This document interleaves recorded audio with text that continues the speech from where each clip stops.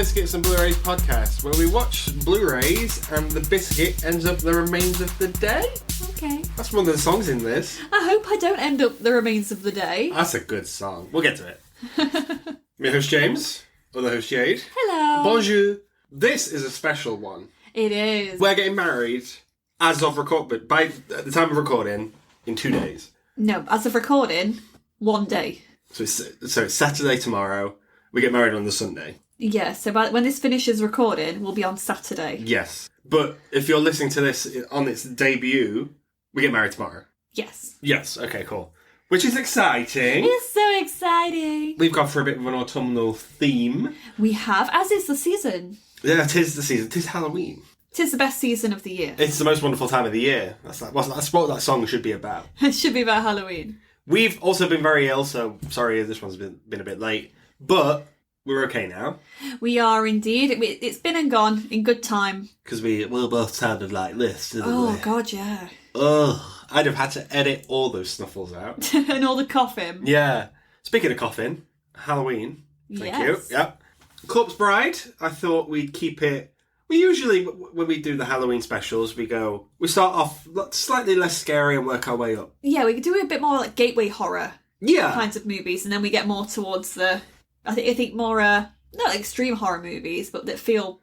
More intense. More intense, yeah, less family friendly. Essentially, what we're doing is a play-by-play of, like, the Halloween channel. Mm-hmm. So, in the morning, you'd have your kids' movies and stuff, and your comedies, and then it gets a bit more risque as it goes on. And then, post 9 o'clock, that's it. Get these kids to bed. Turn off those lights! Spooky dookies. Yeah. Do you feel this one is one up from last week's, which was Young Frankenstein? It's weird because there's more adult themes in Young Frankenstein. I think it's the opposite way around. So, okay. You think Young Frankenstein's a bit more mature? It's a bit more mature. Okay. Because I think some of the jokes in that are not necessarily for family audiences, where I feel like this one is for families. Well, that one's a comedy. I think that's why we did that first. This is for kids. Would you show it to children, though? I was in a cinema when this came out, and it was packed full of children. I think a lot of people saw the trailer, they saw the artwork for it, and all said, "Oh, it's just like The Nightmare Before Christmas." It's at this point in the podcast where we remind people that Tim Burton did not direct The Nightmare Before Christmas. No, he did not. He had a lot of input, though. He did, and it's his character designs as well. He did. That was directed by Henry Selick. James and the Giant Peach's own. And he's in this, isn't he? Isn't this his thing as well? What, Henry Selick? Yeah. No, well, Tim Burton is one of the directors, but he's not directing alone. He's directing with another guy.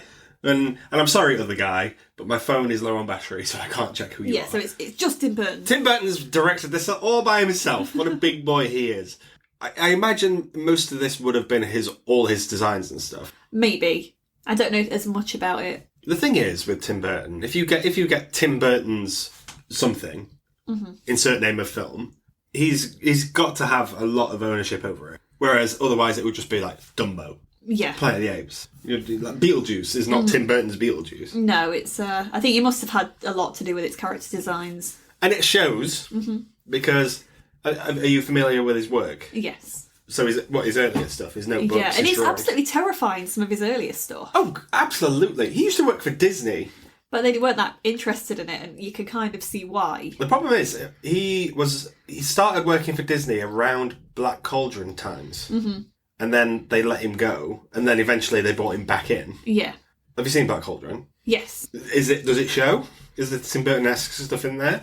There's some certainly scarier imagery in that, but again, we watched Fantasia the other night. Mm-hmm. Well, we watched the bits we like. The bits we liked from that, and again, you can see there's some very creepy designs with the graveyard scenes and stuff like that. Disney were not afraid to really go there. And I miss that. And I do as well. When was the last time we went there, Disney-wise? Do you know what? I don't know. I reckon it's Princess and the Frog. Maybe. But even then, some of the voodoo stuff, they try to make it quite fun and joyful. Yeah. Okay. But maybe the spirits when they're all going through New Orleans, that's quite creepy. I've only seen it once. You're missing out. I know. I really like that film. Jack, who is our guest for the Cat in the Hat episode, loves The Princess and the Frog. And he said that if we ever do Princess and the Frog, I will never call it anything else, by the way. Oh, no. He said that he wants to come on for that one. So, Jack, if you're listening, we'll probably do it at some point. We should do, because I love that film too. Okay. Keith David's in it, yeah? Yeah. Good. I like Keith David. But he's not in this. He's not No. in Corpse Bride. Guess who is, though? Johnny Depp. All the fucking usual suspects. Johnny Depp, Bonham Carter. To be honest, Bonham Carter doesn't really bother me in this. I find Johnny Depp's voice more irritating in this. Why is that? I don't know what it is. Maybe I just don't like a really simpy character. I feel like that voice could have been done by anybody else. His voice isn't too dissimilar from what he's doing from Rango. Yeah, I feel like Victor, I would have preferred somebody else doing his voice. I think Bonham Carter does enough to make Emily sound quite soft. I like it when she gets mad. Yeah. But it's too soft. And I suppose as well, because her character design, there is some similarities to Sally. She doesn't want to be doing the same kind of delivery as Catherine O'Hara. Catherine O'Hara did.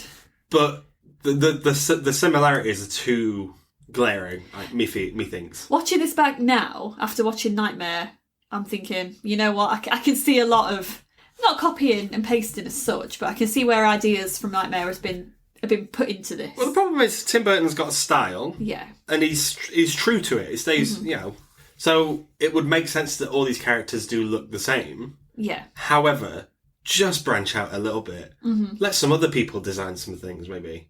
Maybe give loads of designers, like, there's the concept art, and then play around with it. But I don't know, maybe because, for example, Jack and Sally are so famous. Yeah. It's kind of a famous couple for certain people. Mm-hmm. I think it's the same kind of view that people have over Victor and Emily as well. Mm-hmm. They romanticise those characters. When actually, for both lots of characters, I don't actually find their stories that romantic. No. Yeah, that's fair. But I don't think there's any romanticism in Nightmare either. That's what I mean. He only decides he likes her right at the end. When it's all gone tits up. Yeah. And Yeah. what the fuck? It makes me so mad because he does not deserve her. We will skip to the end on this one because we are under the impression that the ending shouldn't have been how it went. Mm-hmm. Because, I don't know about you, I noticed little things. Yeah. He fancies this dead bride. We both got that impression, didn't we? More than his alive one, absolutely. Anybody watching those end scenes where Emily is walking down the aisle to Victor, look at how his character's looking at her. Is it not the first time he really smiles? He's almost in awe. He's like, oh my god. She does look. She's sexy. She is sexy. Why is that? Well, what were you looking at in particular? Her wonderful gown. It looks so nice. She's pulled up and pushed out. It's not my place to say. This is a children's film. However, she's sexy. She looks good. Way better than the other one. Well, her dress isn't very Victorian-esque, whereas Emily's is. It goes all the way up to the top of the neck. Maybe that's up why to the chin. Maybe that's why she was killed. Maybe. Fallen woman. I know. Oh, that's sad. I know. I think out of all the characters in this, hers is so sad. She deserves so much more. I do like that this feels a little bit like a fairy tale. Yeah, I'd agree with that. The sort that, not the sort that you would sort of tell around a campfire, but like the ones that like an Edgar Allan Poe-esque thing. They're quite dark, aren't they, though? Well, maybe a lighter version. Mind you, to be fair, the original like Grimm's fairy tales are really dark. Oh, like Gingerbread Man and stuff. I like out of all the characters you could have thought about, you went straight to the Gingerbread Man. The problem is with from that, Shrek. Yeah, no. The problem is with that. Anytime anyone says the Brothers Grimm, I think of the movie, the Matt Damon Heath Ledger movie. No way. And in that scene, there's a kid who gets attacked by mud, and then he becomes the Gingerbread Man. I don't remember much about that film. But you remember that bit. I just remember that bit. I think Monica Bellucci's in it. Yeah. Which, that ties into this, sort of. Because, Tim Burton's no longer married to Helena Bonham. No. She plays it well. I like the cast of this, by the way. I'm just going to go reel through a few names for you. Yeah. Because it's a British cast. Okay. Apart from Johnny Depp. Which, although accent-wise, how do you think he's doing? He's doing all right, but again, I could have done without him. I think I find him glaringly obvious. Okay. I think he can hold his own in a British accent. He can, but I didn't want to hear it was Johnny Depp, if you know what I mean. I wanted him to get lost in the character a little bit more. Who would you have cast? Anybody else. The thing is with Tim Burton, though, he likes these blank people so that emo kids can go, oh, I am the same. It's very Bella Swan. Yeah. Is what I'm saying. Anyway. Yeah, you're supposed to project yourself onto these people. Exactly, yeah. Johnny Depp, yes. Helena Bonham Carter, yes. Emily Watson. is Victoria. Okay. Tracy Ullman, icon, is one of the parents. Paul Whitehouse, Kevin and Perry Go Larger Zone. Do your impression of him, please. Your face offends my mirror. Banging. Joanna Lumley. Now, she's appeared in... well, we talked about her when we did James and Giant Peach. Stop motion, Henry Selick, not Tim Burton. Coraline. No. Is she not in Coraline? No, that's French and Saunders. Ah, okay. One of the same, though. They sound very similar, don't they? The problem with Joanna Lumley is she's doing exactly the same thing. She does the same thing in everything. I don't know. When she's doing that stuff for the Gurkhas, I think that's quite nice. No, I find it boring, sorry. Albert Finney's a welcome addition, and I like a bit of Albert Finney. It's Finney time. I know him from 2 films. You sound like Troy McClure. You may remember him from 2 films. Yeah. Skyfall and Annie. Oh, the newer one. The old one. He's... I've got no idea. What's his name? Well, Daddy Warbucks. Oh, the bald man. The bald guy, that's Albert Finney. But which one? Because it's like... The OG one, the Tim Curry one. Oh, the only one I recognise. Richard E. Grant. He's the villain in Spice World. Also the dad in Saltburn. That is the second time I've heard Spice World this week. I'm not going to say we're going to be doing Spice World on the podcast, but it's looking more likely the more I think about Spice World, which has been a lot recently. Which is very weird. I'm just saying, I think that film is an undiscovered gem. Right, everyone, James has had annual leave this week, so he's been watching some very weird things. I went back to back with The Terrifiers. I did The Violent Nature. Not a good film. And then you did the Care Bears. I did the Care Bears movie, yeah. So, Spice World, you're a whole jumble of mess. I'm a shambles. I don't know what to do without work. Just saying and watch just freaking terrible films. Movies all day. Yeah. Oh, Richard E. Grant, when he rocked up, we said his character's doing a Saltburn. And he was in Saltburn. Okay. He was the dad in Saltburn. Oh, all right. Do you remember? No. Good. Christopher Lee, we love to see. We do. That rhymes. And this is a deep cut. The original Alfred, Michael Gough. Okay. From Keaton's Batman. Jane Horrocks as well. One certain cast member in this, who I don't like seeing his name on the credits when he's singing, because he sounds the same all the time. Danny Elfman. Yes. This is a musical. How are the songs in this compared to other musical songs that Mr. Elfman has done? This is a short film. This is probably like 80 minutes. Mm-hmm. I forgot it was a musical most of the time. Yeah.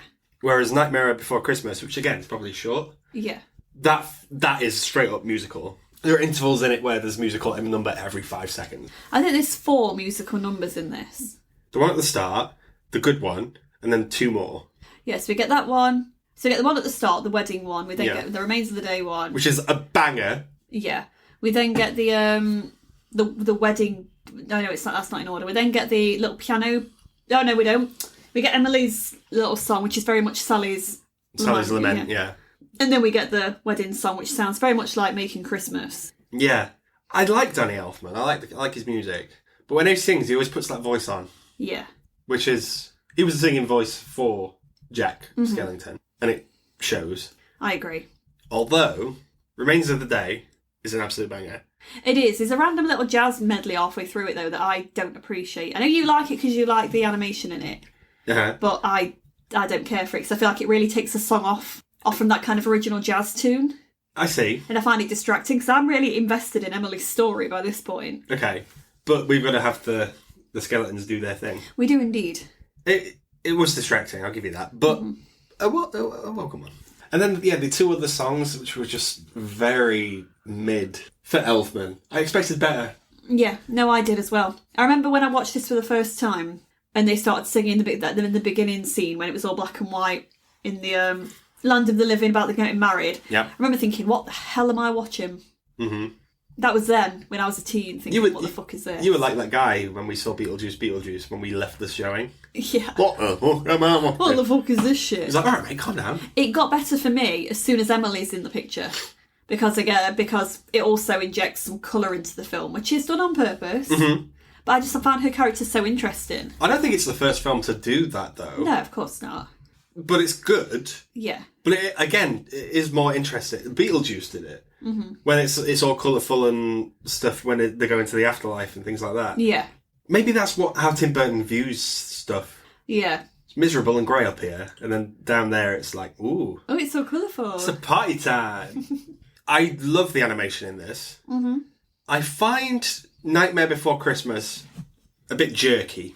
I can see why. I don't think it's as fluid as this. Mm-hmm. I find Coraline jerky, but it adds to the charm. Mm-hmm. Wallace and Gromit and stuff, again, it feels smooth, but this felt like it was clean. Oh, it's a beautifully made film, for sure. But how much of that is due to the character design?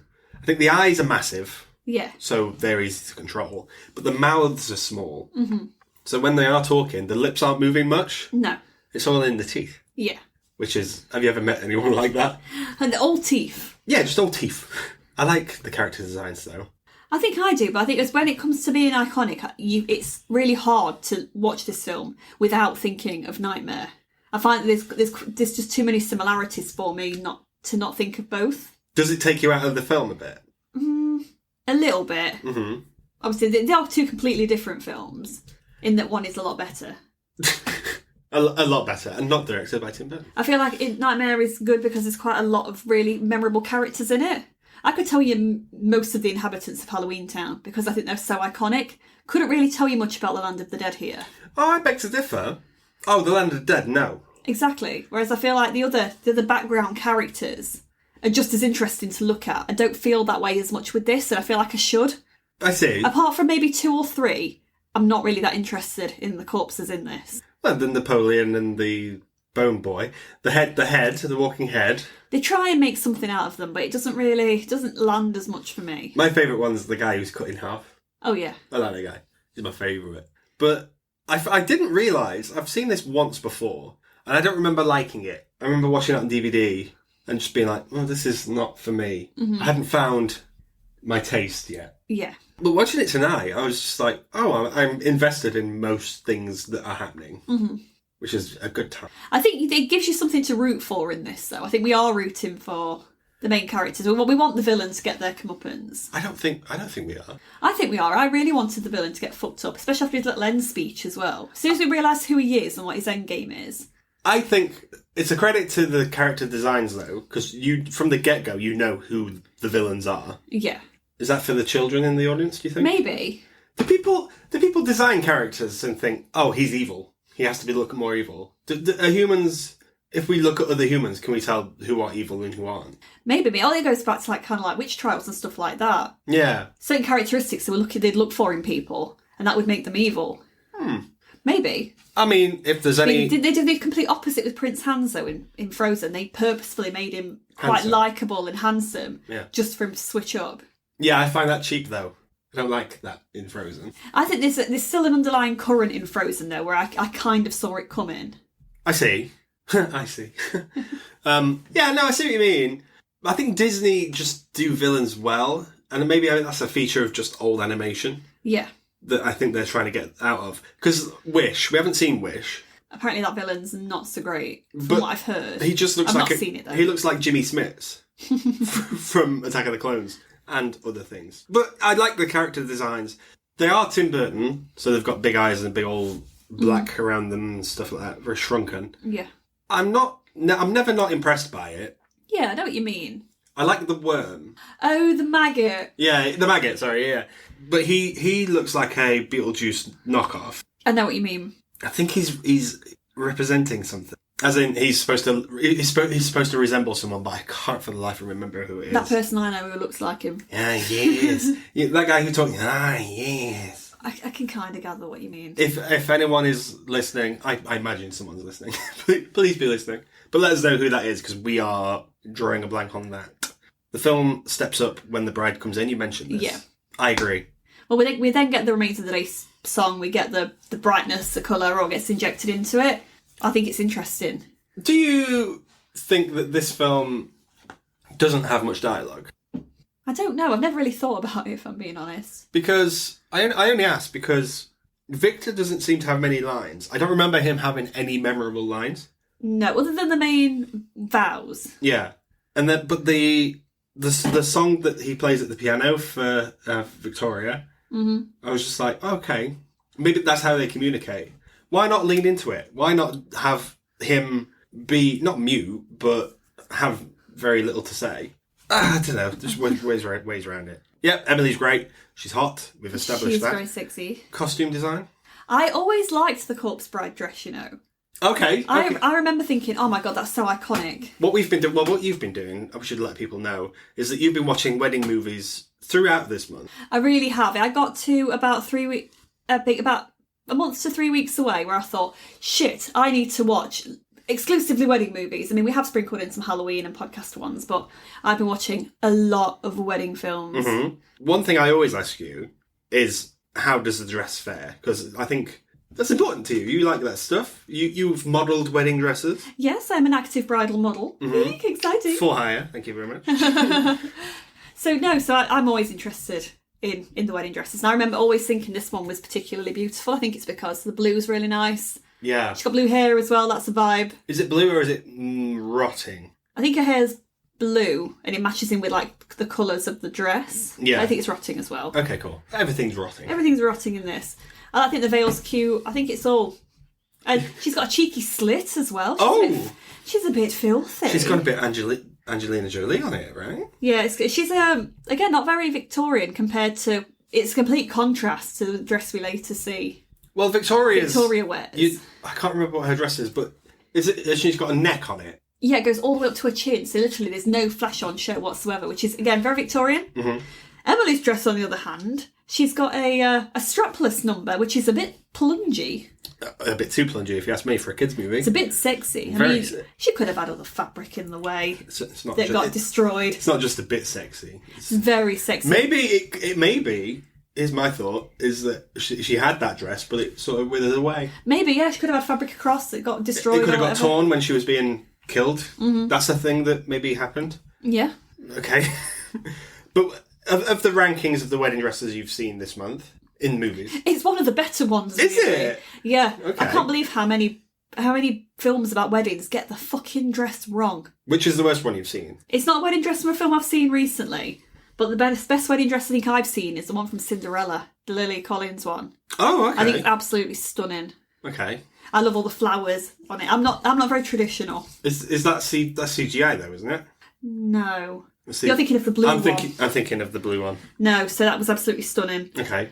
The worst dress I've seen, do you know where? It's probably Bridesmaid. Really? Yeah, the dress that she wears, it's absolutely vile. In the Wilson Phillips number? At the end of the movie? Yeah, it's vile. Wow. I think it does nothing for her whatsoever. Oh, wow. I think she's so beautiful. Why put her in that crap that's covering her all up? She's just like a loofah. But it's maybe top 5 for you? This has always been really iconic. I think Emily's really, really iconic looking. Mm-hmm. I think it's quite popular on the cosplay circuit, Victor and Emily. Well, you mentioned Lisa Frankenstein. Yeah. And his costume at the end of it. That's very Victor. But I just think that's how people dressed back then. Maybe. Yeah. I just think that they're really iconic looking. Okay. They're a cute couple. We walked past a figurine shop and they were selling... Yeah. The Victor and the Corpse Bride, not the actual... They never put him with Victoria, but even like the Loungeflies and stuff, a lot of it seems to feature the bride and Victor together, not the lady he ends up with. Do you like that this film has a villain? Yes. In Richard E. Grant? I do, but I feel like it's tacked on. I think it makes more sense, again, I'm going to have to do it, compared to Nightmare. I feel like the villain in Nightmare is tacked on. There's no real reason as to why he's doing what he's doing. That's fair. And it comes in last minute, right at the end, because they need to give him a really good song and something to later do. This one, he's more or less in it straight away, because he turns up at the wedding rehearsal to begin with. And then he doesn't leave. Why is he at that person's house? Get out of Albert Finney's house. He's probably... Off your fuck, sir. That's a fun fact, actually. Richard E. Grant recorded those lines at Albert Finney's house. No. That's not true. I don't believe that. I do like Richard E. Grant's performance. It's not a stretch for him. No. He was the villain in Spice World, isn't it? But I think he's quite a good presence. Mm-hmm. It's weird that Christopher Lee is not that guy. Yeah, but it's quite refreshing that he isn't, though. I appreciate, but I think the design doesn't lend it. I think maybe switch them, and I think it'd be better. Okay. Is my thoughts. Because the priest is more... he looks more... not commanding like fucking Christopher Lee is. That's just my thought, anyway. But puppets This is stop motion. 25 to 28 centimetres tall they were, which is, for anyone who doesn't know, that is the size of Jade's feet. Wow. Am I wrong? Yeah. Oh dear. Victor and Victoria is a movie though. Okay. Is it in what way? Did they do a sequel, or was it a short that they then made into something long? No. Okay, so this could be completely off the mark of what I'm thinking, but there's a German film from 1933 which is called Victor und Victoria, which is about an aspiring singer who falls for an actor or something. But there is also Victor Victoria with Julie Andrews in, where she plays both parts. I don't get what you're talking about. So she's playing a gangster. She's a struggling female soprano, finally finds work after posing as a female impersonator, but it complicates her personal life when visiting Chicago gangster. I don't think any of that's related. Okay. I think it could be, though. I don't see how. Well, other than the names being the same. I think Tim Burton is a fan of those old Ed Wood movies, because he directed Ed Wood. And I think at one point Ed Wood was a cross-dresser. Mm-hmm. And I think he went by Victor Victoria. I think I haven't seen that film for a while. I think it stems from that. Because that's the thing, though. Those characters don't pretend to be anything else. Mm-hmm. No, I appreciate it. I think it's a reference to that. Maybe. He could have just taken the names because he liked them. Maybe. I mean... And some characteristics of the characters, maybe. I mean, I don't know, because I've not seen them. I didn't even know they existed until today. As soon as... Because I remembered the bride's name, Emily. I remembered his name, but I couldn't remember Victoria's name.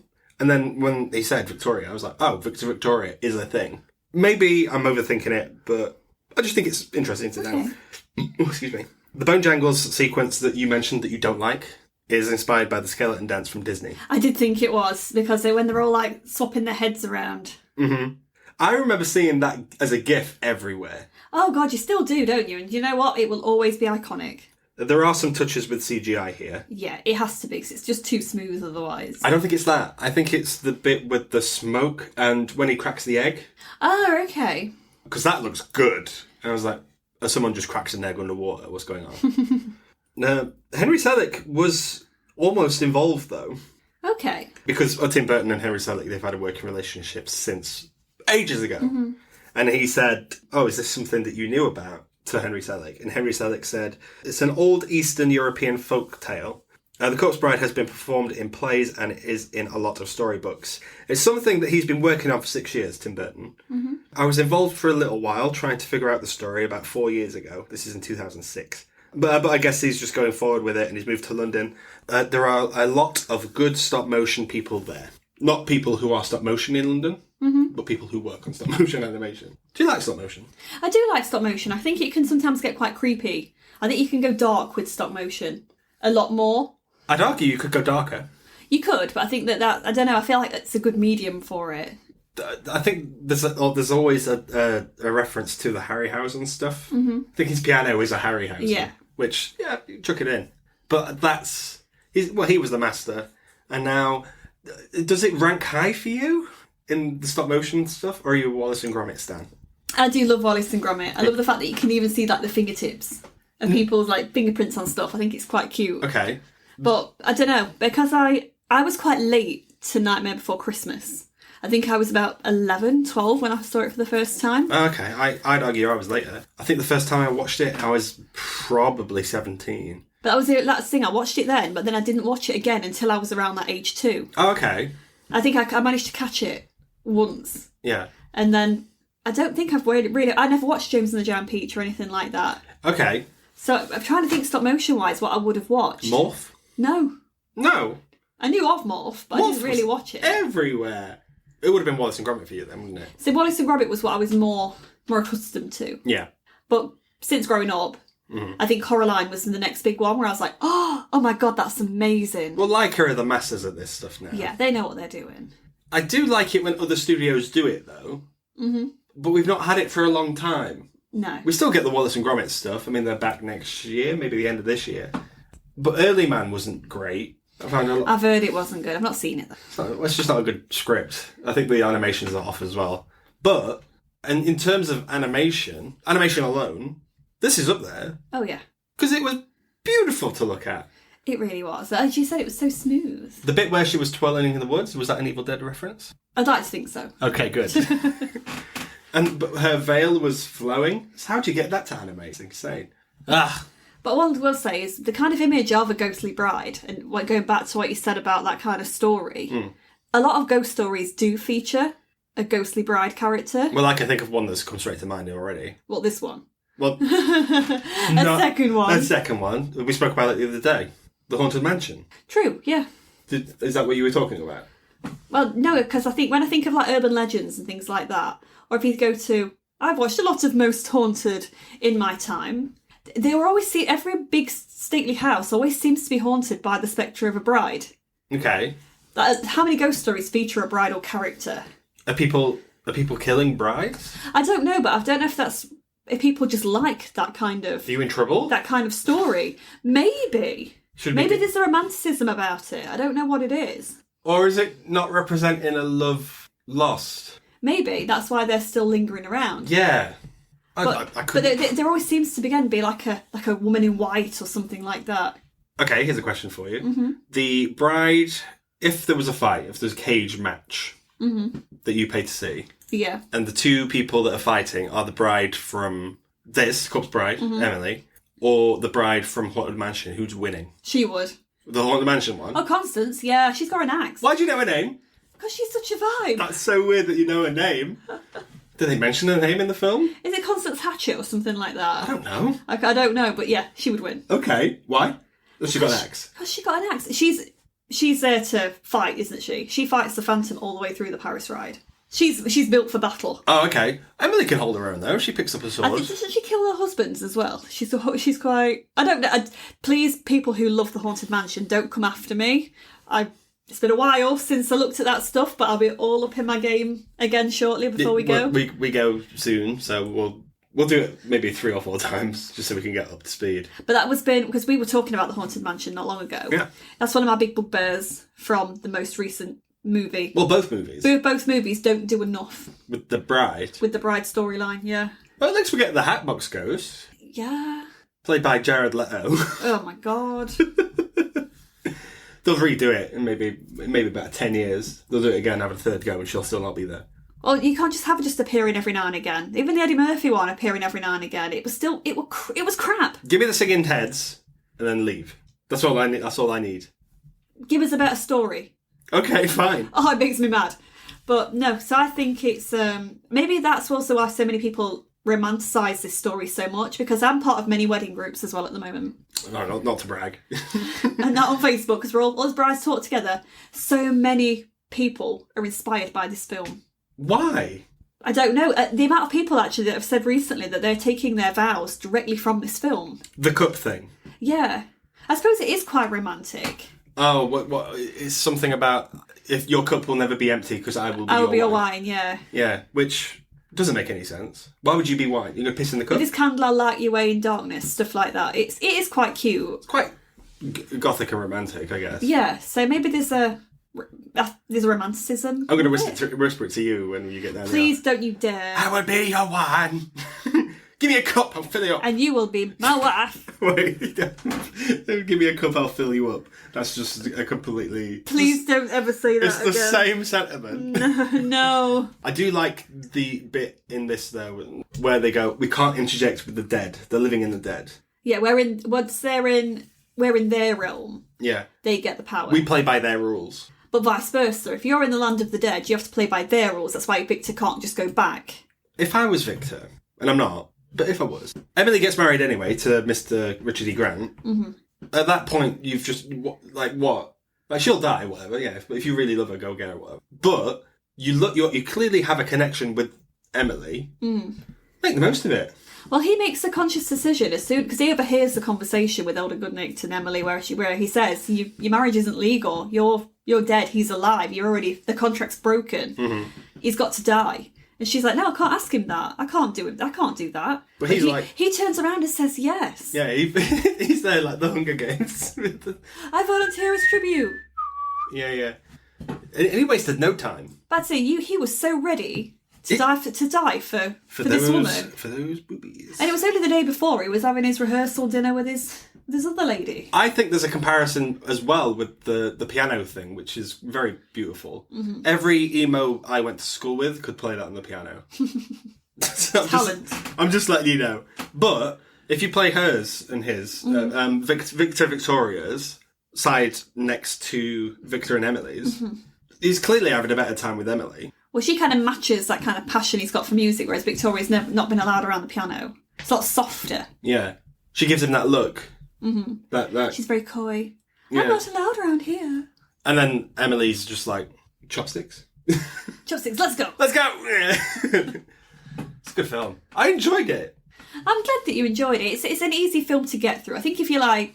This is the kind of film that you can get out every year around Halloween and you can pumpkin carve while you're watching it. I think it's really... I think it's easy to watch. The problem I have is that there is a lot of filler, which is weird for an 80-minute movie. Yeah, and I think some of the musical numbers are boring. I think that the opening song is boring. Yeah, which is a shame. You need to be... I mean, This Is Halloween came out with a bang. Yeah, I mean, they're singing about a wedding, but it's boring. I'm not invested in it at all. Yeah, but then it remains of the day. But that's the thing. We shouldn't have to wait 20 minutes for the movie to really start to mean something. I agree. What do you think to the ending of this? Well, you said it was sad, and I don't remember it being sad. It's well shot. I like that shot where it's sort of below her and you can see the moon and stuff. I think that's really quite good. But I felt bad for her. All of her ending dialogue is so sad. Yeah. I think when she says to Victor, is that I love you, but you're not mine. Yeah, I can't take what someone else could have. Yeah, she was it. My dreams were taken from me, and I'm going to do it to somebody else. So it's girls looking after girls, which we need more of. Yeah, it's I guess it's kind of sad. She deserved better. Oh, 100%. Even if she went off with the priest guy. You know, the Christopher Lee guy. Or the other guy. She's not going to do that. Or the town crier that pissed me off. But Victor does set her free. Yeah. In that she gets her unfinished business sorted out. She knows who killed her.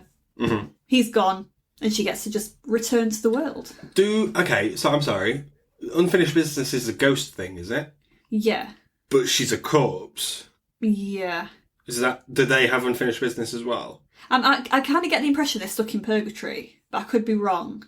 Oh, that would make sense. I don't like it, but that makes sense. Yeah. Yeah. Or if they come back up onto Earth, are they seen as ghosts? Maybe, yeah, because it's the undead. Yeah, I don't know. But they never refer to her as a ghost. She's always this man and this corpse. Even though she is a ghostly apparition. Yeah. Yeah. She comes across, especially in that first scene when he does the vows, very much like a ghostly apparition. Yeah. I like the scene where Victor's talking to Victoria in her room, and then you can just see Emily climbing up the balcony in the background. And she's like, "Hi, who's this?" Exactly. I think this film lacks a sense of humour. Yeah. Which Nightmare had. Mm-hmm. But again, I feel like a lot of that came from your background characters. Yeah. And they try it with this, but it's just not... The characters are just not enough. It's not enough. More stuff, please, Tim Burton. He's got better. Beetlejuice delivered insane amounts of background characters. Oh, we loved them. And we loved it. We had a great time. But, yeah, I thought it was fine. Mm-hmm. Is it better than Space Jam? About as good as... I think it's only slightly better, but I think it is better. It's harmless. It's harmless. It's nice gateway. Even if I was bored, you didn't have to wait long until it kicked up again. Mm-hmm. And we were both quiet during the remains of the day. We were both like, ooh. Until the jazz bit came on and I turned to you and went, fuck it. And you were just like, I hate jazz. I'm sat there like, I like that James bit. was sat next to me having a stroke. I mean, what? That's what jazz is, isn't it? My dad describes jazz as putting loads of instruments into a carrier bag and throwing them down the stairs. I'd like to see... He is a man who lacks culture. I'd like to see a version of La La Land with your dad in it. Just with loads of... I fucking hate jazz. Just with loads of instruments. He just keeps lobbing down the stairs. Yeah. What a different movie that would have been. Oh my god. Would it have won the Oscar? Potentially.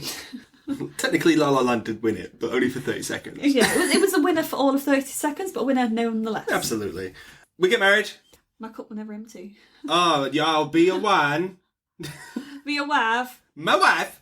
We'll be married in the next episode. I know, but I will not be a corpse bride. And I will be the wine.